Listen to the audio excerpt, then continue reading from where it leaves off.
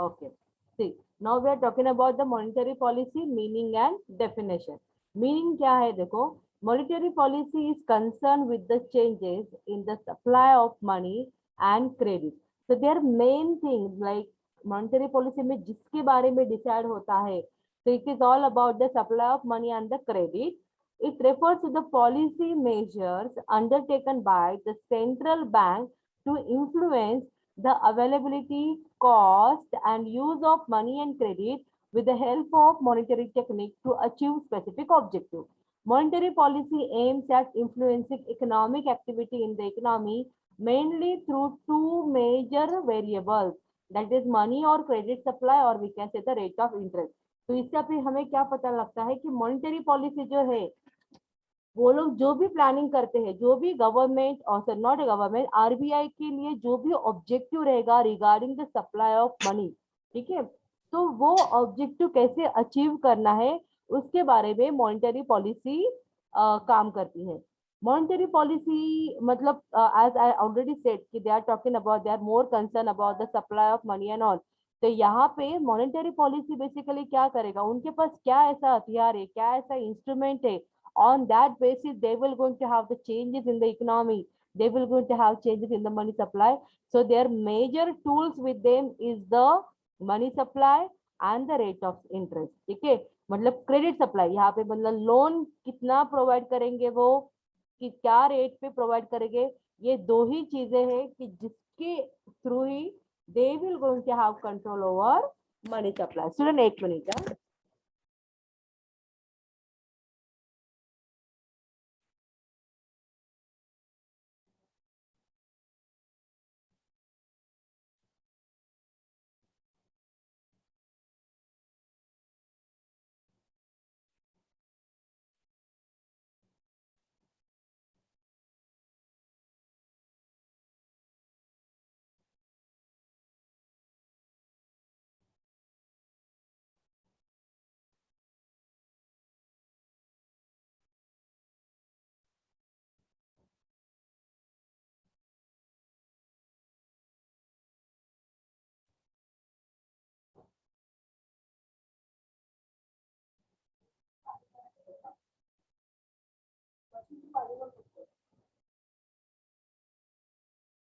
Okay sorry sorry. ठीक है, so हम लोगों ने क्या देखा कि मॉनेटरी पॉलिसी में credit, money supply and then again the rate of interest, these are the main tools through which the RBI will going to have control over money supply. Okay, now definition. RBI के हिसाब से monetary policy refers to the use of instrument under the control of the central bank to regulate the availability, cost, and the use of money and credit. Then according to A.G. Shapiro, monetary policy is the exercise of the central bank's control over the money supply as an instrument for achieving the objectives of economic policy. Then according to N.G. Mankiw, monetary policy refers to the setting of the money supply in the economy by the central bank. And according to G.F. Stanley, it is any deliberate action by the monetary authorities which is designed to change the availability, that is money supply, or the cost of money, that is rate of interest. So what you understood through all this kind of a four definition, monetary policy ये क्या रहता है, this is basically RBI's instrument. ठीक है, monetary policy is a kind of RBI's instrument. What will be the instrument of RBI? The instrument will be credit supply and the rate of interest. Okay, so ये instrument क्यों चाहिए उनको? The objective which they are deciding, the objective which central bank is deciding about the money supply in the economy, उसको achieve करने के लिए, to have the control over money supply, to set the money in the economy. Okay, ये सब objective रहेंगे. ये objectives को fulfill करने के लिए they will be using the instrument.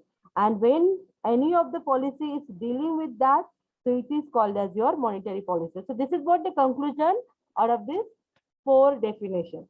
अच्छा, अभी मैंने आपको मीनिंग या डेफिनेशन तक समझाया. अभी आप लोग मुझे एक रिवीजन के फॉर्म में बताते जाओ स्टूडेंट, फटाफट फटाफट आंसर देना है. Okay, so when I am saying about the monetary policy, तो मॉनेटरी पॉलिसी बेसिकली किससे रिलेटेड होता है? ये मनी से रिलेटेड होता है या गुड्स एंड सर्विसेज से रिलेटेड होता है? ये बताओ मुझे. मनी से ma'am. Yes, it is related to money. Okay, then again, is it only for like, is it like they are talking about the demand for money, या फिर उनका मेन कंसर्न है सप्लाई ऑफ मनी? किसको control करेंगे वो लोग? Supply of हाँ, yes, very good, supply of money को कंट्रोल करेंगे। ठीक है, तो सप्लाई ऑफ मनी को उनको कंट्रोल करना है, तो उनके पास ऐसा क्या इंस्ट्रूमेंट है कि जिसके अकॉर्डिंग वो सप्लाई ऑफ मनी को कंट्रोल कर सकते हैं? What is that?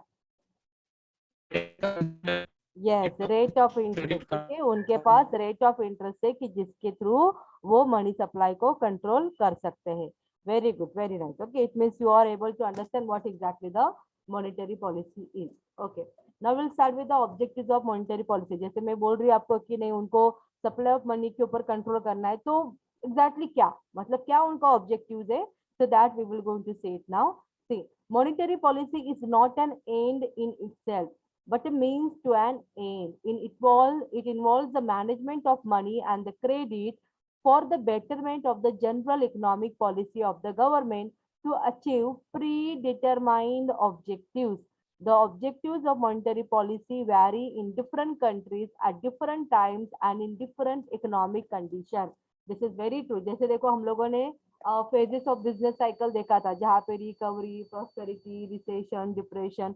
तो हर एक इकोनॉमी में, सपोज अगर इंडिया में प्रॉस्पेरिटी है तो दूसरे इकोनॉमी में भी प्रॉस्पेरिटी रहेगी, we can not assure about that. Okay, तो यहाँ पे क्या होता है कि depend upon the economic condition, economic situation, the monetary policy will going to change its objective. जो इकोनॉमी के लिए अच्छा रहेगा वो टाइम पे, वो पर्टिकुलर फेज में, तो उसके अकॉर्डिंग मॉनेटरी पॉलिसी अपना जो पॉलिसी रहता है उसके अंदर चेंजेस ला सकती है। तो वी कैन नॉट से लाइक, अगर इंडिया में ये रेट ऑफ इंटरेस्ट चालू है तो बाहर की कंट्री में भी यही रेट ऑफ इंटरेस्ट चाहिए, ऐसा नहीं होता है। This is all depend upon each and every central bank and their economic situation, and as per the situation they are taking decision. Okay, the objectives often conflict with each other, and there is a problem of selecting a right objective for the monetary policy of a country. The proper objective of monetary policy is selected by the monetary authority, keeping in view the specific conditions and the requirement of the economy. जैसे मैंने आपको बोला कि depend upon the economic situation they will going to decide कि क्या policy होना चाहिए करके. Okay, now we're going to start exactly the objectives of monetary policy. First one here, neutrality of money. Okay, see what is that exactly? The neutrality of money is based on the idea that changing the money supply will not change the aggregate supply and the demand of goods, technology or services. See, वो neutrality of money मतलब उन्होंने क्या कहा है यहाँ पे कि अगर हम लोग मनी सप्लाई में चेंज कर रहे हैं, ओके, सो मनी सप्लाई में सपोज आरबीआई अगर मनी सप्लाई में चेंज कर रहा है, तो वो है ना ज्यादा अफेक्ट नहीं होना चाहिए good demand for and supply of goods and services के ऊपर। ये उनका सबसे मेन कंसर्न रहता है कि this way there should be neutrality of money. मतलब ठीक है, मनी सप्लाई में चेंज करो, लेकिन उससे supply of goods and services में अफेक्ट हो जाएगा, उनके डिमांड पे अफेक्ट हो जाएगा। this should not be their objective. Okay, ये ऐसा नहीं होना चाहिए. So whatever policy they are determining, it should be based on the neutrality of money.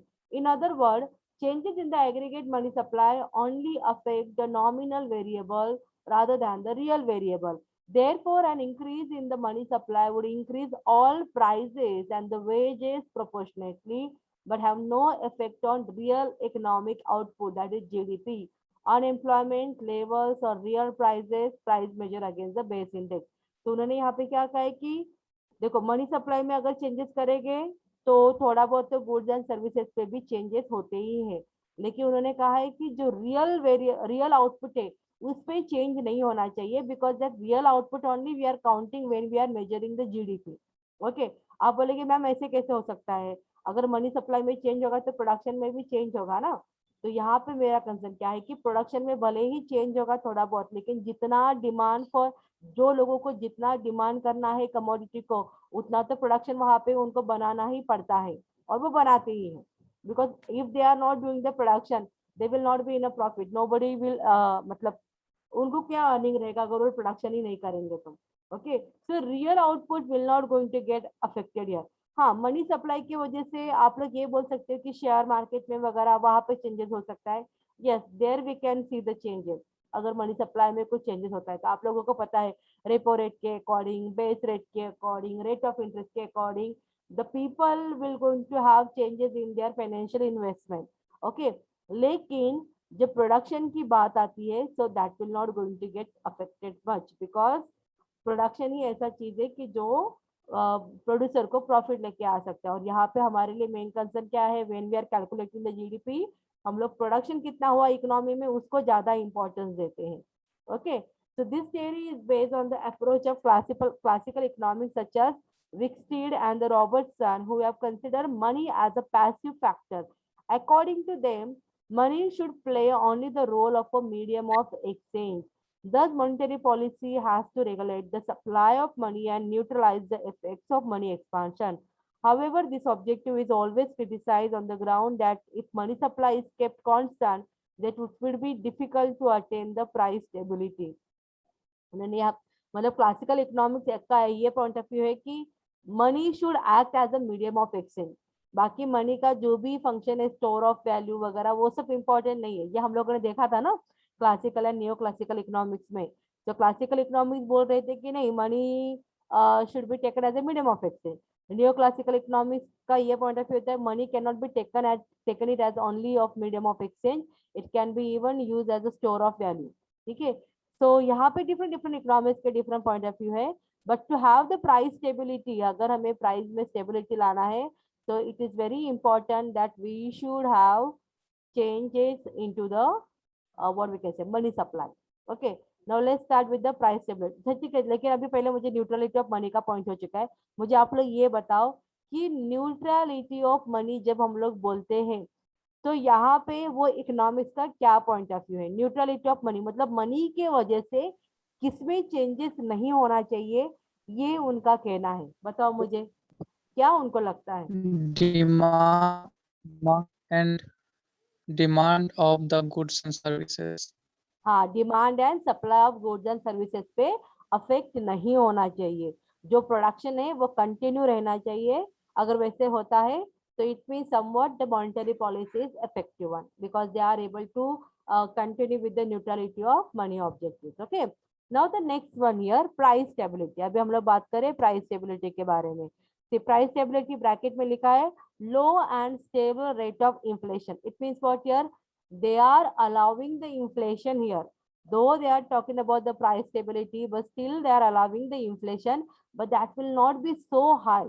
Okay, मतलब 1%, जैसे मैंने आपको ऑलरेडी बता के रखा था कि 2% inflation can be appreciable one, लेकिन उससे ज्यादा होता है, so that cannot be appreciated. Okay, so here we are talking about the low and stable rate of inflation. It means it is less than 2% or only we can say the 2%. Okay, so stable prices improve public confidence, promote business activity, and ensure equal distribution of income and wealth. It is prerequisite for development. The stability objective includes maintaining the domestic as well as the external value of the currency, while the development objective requires promoting and supporting a high level of domestic production, employment, and the growth. In formulating its monetary policy, the central bank takes into consideration the prevailing and the prospective domestic economic situation, fiscal operation, and emerging external sector development. In particular, credit and liquidity conditions are continuously monitored by the central bank. The overriding importance of the price stability objective in monetary policy mirrors the broad consensus among economists that monetary policy only has a temporary impact on real economic variables, such as economic growth and unemployment. In the long run, monetary policy only has an influence on monetary variable, means that steering the increase of price level. See, what are they trying to say here?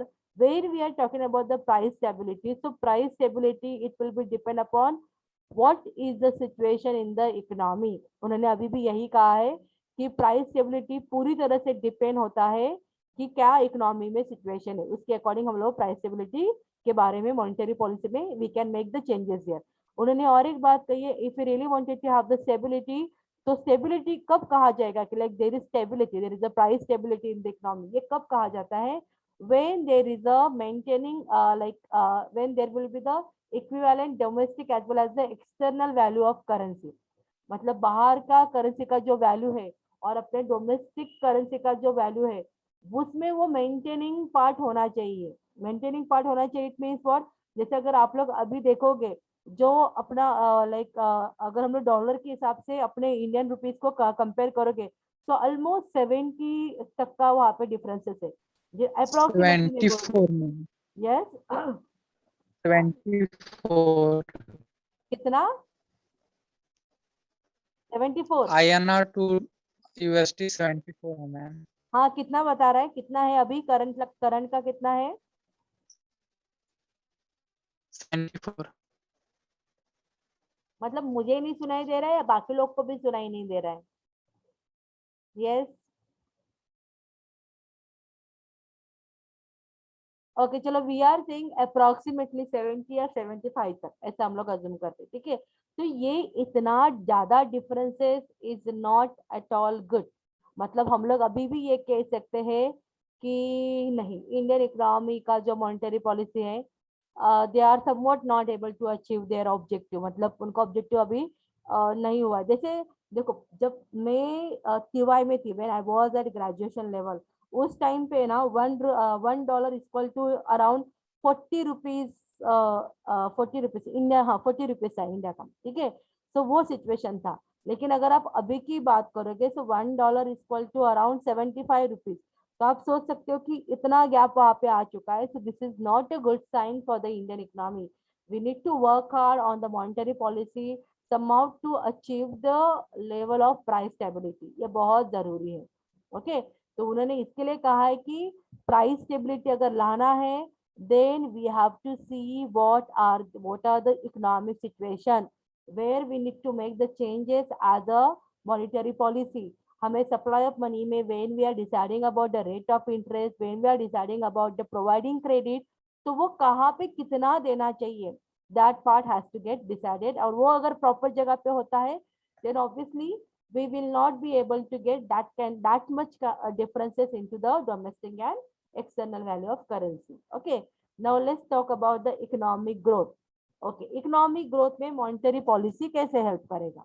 ठीक, one of the most important objective of monetary policy has been the rapid economic growth and the development of a country। A suitable monetary policy would help with the proper utilization of natural and human resources, more capital formation, more employment, increase in national and per capita income, along with an increase in the standard of living। देखो, मैं पहला objective हम लोगों ने देखा कि monetary policy को ऐसा पॉलिसी बनाना है कि there should be neutrality of money. Monetary policy को ऐसा पॉलिसी बनाना है कि जिसकी वजह से प्राइस स्टेबिलिटी हो। मॉनेटरी पॉलिसी को ऐसा पॉलिसी बनाना है कि जिसकी वजह से इकोनॉमिक ग्रोथ हो। ओके, तो इकोनॉमिक ग्रोथ हो मतलब एग्जैक्टली मॉनेटरी पॉलिसी कहाँ पे चेंजेस करेगा? That because of that we can say yes, economic growth has happen because of this monetary policy. तो उन्होंने कहा है कि जो मनी सप्लाई रहेगा वो ऐसा हमें क्रिएट करना चाहिए, ऐसे जगह पे देना चाहिए there we can utilize the natural and the human resources. ठीक है, मतलब आप बोलोगे मैम लेकिन ये कैसा होगा, नेचुरल एंड ह्यूमन रिसोर्सेज का कैसे कनेक्शन हो गया मनी सप्लाई के साथ? चलो एक एग्जांपल हम लोग दे देते हैं आप लोगों को कि रेट ऑफ इंटरेस्ट के बारे में बात करेंगे, तो प्रोवाइडिंग क्रेडिट के बारे में बात करेंगे। ठीक है, अगर किसी भी बिजनेस पर्सन को लोन अगर कम रेट ऑफ इंटरेस्ट पे मिलता है, तो वो पैसा लेके क्या करेगा? He will try to increase his production capacity. तो प्रोडक्टिव कैपेसिटी को इंक्रीज करने के लिए he required natural and the human resources, तो उनको वो यूटिलाइजेशन होता है। तो ये चेंजेस, ये जो देखो भले ही वो इनडायरेक्ट वे से गया, but yes it has a impact on that utilization of natural and the human resources. Okay, तो मतलब वहां पे हमें मॉनेटरी पॉलिसी इस वे से बनाना चाहिए कि जहाँ पे नेचुरल एंड ह्यूमन रिसोर्सेज का यूटिलाइजेशन होना चाहिए, कैपिटल को ज्यादा वहां पे इंक्रीज होना चाहिए, मोर एम्प्लॉयमेंट अपॉर्चुनिटी क्रिएट होना चाहिए, और कंट्री में नेशनल इनकम बढ़ना चाहिए, पर कैपिटा इनकम भी बढ़ना चाहिए, और लोगों का स्टैंडर्ड ऑफ लिविंग भी बढ़ना चाहिए। ये क्यों? मतलब ये home loan, then again the car loan, यही नहीं तो इवन अगर आपको आपका घर रिनोवेट करना है तो उसके लिए लोन। ओके, शादी के लिए लोन तो I really don't think so कि ये कोई इकोनॉमिक ग्रोथ में आता है करके, तो मैं उसको बिल्कुल नहीं कंसिडर करूंगी इकोनॉमिक ग्रोथ में। ओके, ये हो गया। उसके बाद में और हाँ, एजुकेशन लोन, ये सब क्यों है, क्या है, मतलब इससे क्या फर्क पड़ता है, ये सब क्यों दे रहा है RBI? This is all because they really wanted to improve the standard of living of the people. वो चाहते हैं कि अपने इंडिया का लोगों का स्टैंडर्ड ऑफ लिविंग अच्छा हो, अच्छी लाइफस्टाइल वो लोग जिए। इसके लिए ये सब पॉलिसी में, ये सब पॉलिसी वो लोग लेके आते हैं। और जहाँ पे लोन का रेट ऑफ इंटरेस्ट अलग अलग रहता है उनके इम्पोर्टेंस के हिसाब से। ओके, ये समझाना सुना आपको इकोनॉमिक ग्रोथ में क्या क्या पॉइंट को कंसिडर करना है? यस, यस और no? Yes, ma'am. Okay, next year balance of Yes, payment. ma'am. चलो अभी आप लोग मुझे बताओ, when we are saying about the balance of payment, तो ये क्या होता है, ये किसके बारे में बैलेंस ऑफ पेमेंट, मतलब ये मैं इंडिविजुअल के बारे में बात कर रही हूँ या फिर इकोनॉमी का बैलेंस ऑफ पेमेंट के बारे में बात कर रही हूँ? Tell me. इकोनॉमिक्स में। यस, वेरी गुड, इकोनॉमी के बारे में, ठीक है। सो इकोनॉमी का बैलेंस ऑफ पेमेंट कब बैलेंस रहेगा?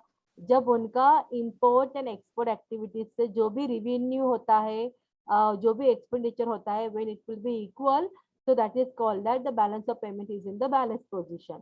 Okay, so कभी कभार डेफिसिट भी होता है, कभी कभार एक्सपेंडिचर ज्यादा है, तो कभी कभार रिवेन्यू ज्यादा है।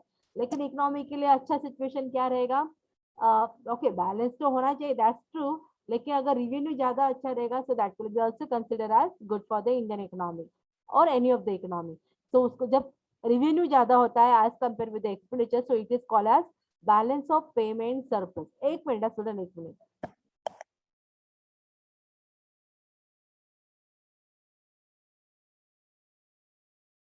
हाँ, सी, जब revenue will be more than the expenditure, so that is called as your balance of payment surplus। लेकिन इसको भी डिसइक्विलिब्रियम कहा जाता है। हाँ, ये भी डिसइक्विलिब्रियम में ही आता है, बट मेरे हिसाब से it's a good for the any of the economy when we are earning the more revenue than the expenditure।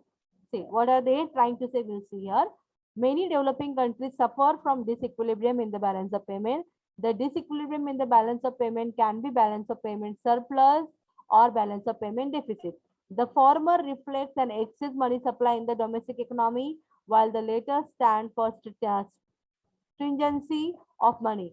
If the monetary policies succeed in maintaining monetary equilibrium, then the balance of payment equilibrium can be attained। उन्होंने कहा है कि monetary policy इस वे से बनाना चाहिए कि ना वहां पे रिवेन्यू ज्यादा दिखे और ना वहां पे एक्सपेंडिचर ज्यादा दिखे। It should be in a equal manner, and that can only happen with the help of monetary policy, because monetary policy is the one who will going to provide the credit to the businessman or to the public, and through that only the productive capacity, अगर production ज्यादा होता है then we will going to do the more export and all। तो उन्होंने कहा है कि नहीं, अगर हमें इक्विलिब्रियम में लाना है कि ना वहाँ पे सरप्लस हो ना वहाँ पे डेफिसिट हो, तो इसके लिए मेन काम कर सकता है, so that will be the monetary policy on this. Okay, now the next one here, exchange stability, orderly foreign exchange market and an adequate level of foreign exchange reserve। exchange stability मतलब क्या होना चाहिए कि जो exchange rate का जो differences है वो वहाँ पे हमेशा स्टेबल होना चाहिए। See what exactly they are written here, exchange rate is the price of a home currency expressed in terms of any foreign currency। The traditional objectives of monetary policy has been the achievement of stable exchange rate। If the exchange rate is very volatile, that is frequent ups and downs, it leads to the international community losing confidence in the economy। Monetary policy aims at maintaining relative stability in the exchange rate। जैसे देखो, मैंने आपको कहा कि मेरे time पे $1 was use to be 40 rupees. Okay, अभी आपके टाइम पे है $1 यूज टू बी अप्रोक्सीमेटली 70 और 75 रुपीज। तो ठीक है, चलो यहाँ तक भी ठीक है। लेकिन अगर एक ही साल में कंटिन्यूअसली आपकी करेंसी का जो वैल्यू है वो फ्लक्चुएट होता है, जैसे अभी वो दिख रहा है 75, थोड़े 15 दिनों के बाद में वो आ जाएगा 80 पे, उसके मैम आगे अभी वाले 15 दिन में। 74 है। यस अनिश, 74 है। ओके 74 है अभी का, ठीक है। तो मतलब उन्होंने कहा कि कंटिन्यूअसली वहां पे अप्स एंड डाउन्स नहीं होने चाहिए। 2 दिन में वो बढ़ता है, 2 दिन में कम होता है। If that kind of a fluctuation will going to happen, then the international community, मतलब जो बाहर के लोग हमारे कंट्री के साथ जो ट्रांजैक्शन करना चाहते हैं, so they will not going to feel confidence in our economy whether to invest in their economy or not। Okay, तो ये हो सकता है, ये प्रॉब्लम हो सकता है। And therefore The objective of monetary policy is what? They have to control our money supply in a such a way that the exchange rate of the country's currency should be stable over there. ज्यादा fluctuation नहीं चाहिए, भले वहां पे currency का rate ज्यादा है, जो हम लोगों ने इसमें देखा था, कहाँ पे न्यूट्रलिटी ऑफ मनी में देखा था हम लोगों ने, नहीं न्यूट्रलिटी में नहीं, प्राइस स्टेबिलिटी में देखा था, भले वहां पे ज्यादा रेट रहेगा बट वो स्टेबल होना चाहिए. This is what they are trying to say, and that can be stable only with the help of monetary policy. Now next we are talking about the full employment. अभी full employment मतलब यहाँ पे क्या होता है? See, आप सबको पता है फुल एम्प्लॉयमेंट का सिचुएशन क्या, बताओ मुझे अभी आप लोग, ये मैंने आपको बहुत बार बताया है. यहाँ पे फुल एम्प्लॉयमेंट मतलब क्या student? Can anyone tell me? Full Ma'am, employment, all the resources are used fully. Optimum use of very nice, very optimum nice. use of the Yes, resources. all the resources should be used. Okay, that is called as full employment. अभी सारे resources को use करना है तो obviously अगर मुझे कोई natural resources चाहिए, मुझे कोई ह्यूमन रिसोर्सेज चाहिए, तो मुझे उनके लिए पैसा तो देना ही पड़ेगा ना. If I am using it, मुझे उनके लिए वेजेस या उनका जो भी वहां पे रेंट रहेगा, whatever it is, so I need to pay that. So as a producer I should get the money, then only I can pay it. मतलब वो लोग मुझे आउटपुट देंगे, ऑब्वियसली वो लोग मुझे आउटपुट देंगे, प्रोडक्शन मेरा इंक्रीज करेंगे, लेकिन वो जैसे मैंने आपको ऑलरेडी बताया कि वो सब में बहुत गैप रहता है ना. इन्वेस्टमेंट करना और उसका आउटपुट मिलना, ये दोनों में बहुत गैप रहता है, टाइम लैग रहता है ये दोनों के बीच में. तो वो टाइम लैग के बीच में they will going to expect the money from me, तो मेरे पास वो पैसा होना चाहिए. So that money as a businessman who will going to provide you? Yes, obviously through the bank only. So when the RBI will going to settle down the monetary policy in such a way that it will going to provide money to the public or to the producer अपने productive activity के लिए, तो obviously वहां पे क्या हो सकता है, फुल एम्प्लॉयमेंट लेवल अचीव करना पॉसिबल होता है. So it means the people should have money, then only they will be able to utilize all the resources in their productive in their production. Okay, now the next one here, reduction in equality and wealth. Inequality in income and wealth due to right of private property and law of inheritance is a common feature of capitalist and the mixed economy. As a result, society is divided into two classes, rich and poor. The objective of monetary policy is to reduce the inequality of income and wealth. अच्छा, अभी उन्होंने कहा है कि गरीब और अमीर ये डिफरेंसेस को थोड़ा कम करना चाहिए, उनके बीच में जो इनइक्वालिटी है उसको कम करना चाहिए. मॉनेटरी पॉलिसी उसको कैसे हेल्प करेगा स्टूडेंट, क्या लगता है आप लोगों को? How it will going to helpful? Yes, कैसे लगता है कि मॉनेटरी पॉलिसी क्या हेल्प करेगा? Monetary policy will going to provide them the loan, उनको लोन देगा. ओके, तो हर एक के लिए शायद वो रेट ऑफ इंटरेस्ट अलग लगा सकता है, वहां पे जो टर्म्स एंड कंडीशन वो था शायद थोड़े कम रख सकता है, गरीबों के लिए थोड़ा कम टर्म्स एंड कंडीशन रहेगा, एंड देन जो रिच रहेंगे उनके लिए थोड़ा स्ट्रिक्ट रहेगा. So that way the monetary policy can affect. लेकिन आप बोलेगे मैम कोई आरबीआई के पास तो नहीं जाएगा ना पैसा लेने के लिए? नहीं जाएगा, लेकिन आरबीआई अगर चेंजेस करता है तो वो कमर्शियल बैंक के ऊपर अफेक्ट होता है, तो उसके अकॉर्डिंग कमर्शियल बैंक हम लोगों को पैसा देता है. ओके, तो आरबीआई नहीं वहां पे चेंज करना चाहिए, so that the commercial bank should like they should also feel convenient to give us the money. Okay, now the last one here, creation and expansion of financial institution. A major objective of monetary policy in a developing country is to speed up the process of economic development by providing credit facilities and mobilizing saving for productive purposes. The monetary authority can help in establishment and expansion of bank and institution in urban and rural areas. Yeah, this is very, very, very important. Whenever we are talking about the monetary policy, it means yes, that all benefit we will going to get it through the banks only. तो अगर banks के through हमें वो benefit मिलने वाला है, तो सबसे इम्पोर्टेंट क्या हो गया कि हर जगह पे बैंक्स अवेलेबल होने चाहिए.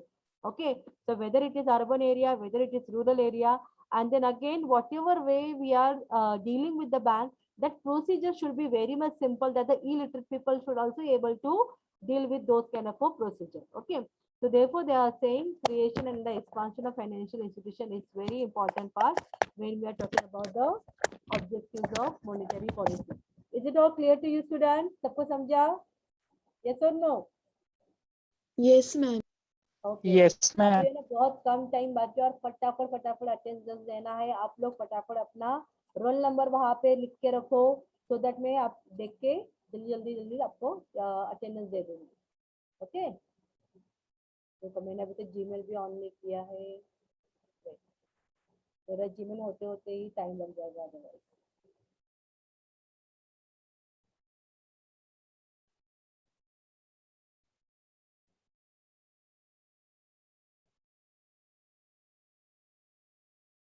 Okay, student, can you see the screen? Yes. Chalo, Yes, let's start ma'am. here. Yes, From roll ma'am. number 1 to 10, I can see roll number 1. Then I can see roll number 3, 4, 8. बाप रे, 3 ही minute बाकी, फटाफट होती 8. ठीक है, that's it. 8 and 10. 10 को भी मैं देख पा रही हूँ. 10. Okay. Then from roll number 11 to 20 में I can see roll number 13, 14, 16, then 19. Okay. Then from roll number 21 to 25, I can see roll number 23, 24, 25, 26, 27, and 29. Okay.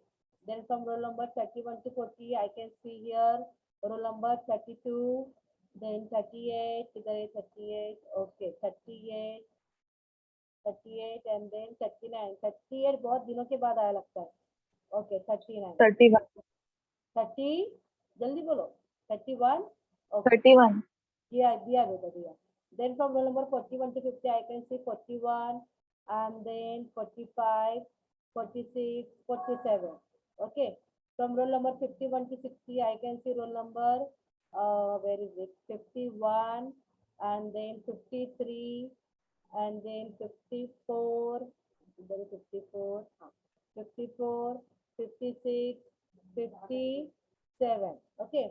Then from number 61 to 70, I can see the roll number 62, 63, 65, 66, 67, 68, and then, okay. Then from number 71 to 80, I can see roll number 73 here, then 76, 77, okay. Then from roll number 81 to 90, I can see here 81, 85, and 90. 90 किधर है? हाँ. Then 92, 99, 96. Okay, 92. Ma'am, 91. Okay, बेटा 91, 92, 96. Ma'am, 88. एक minute, 88. Okay, 88. ठीक है. अभी roll number 100 के मुझे यहाँ पे 100 के रेंज में मुझे दिख रहे हैं 101. इधर में 101. हाँ, यहाँ पे 101, 89. एक मिनट बेटा. 105, 106, 107, then 110, 111, 12, 14, and 20, 21. 14 किधर है? 14, 20, and 21. हाँ, अभी बोलो किसका किसका बाकी है. चलो बोलते जा फटाफट, जल्दी. लेस देन 1 मिनट है. यस, 81. 114. 114 को दिया बेटा. साहिल दिया आपको. और बताओ. 303. 16. ओके. 112 में प्रेम दिया, प्रेम को भी मिला है.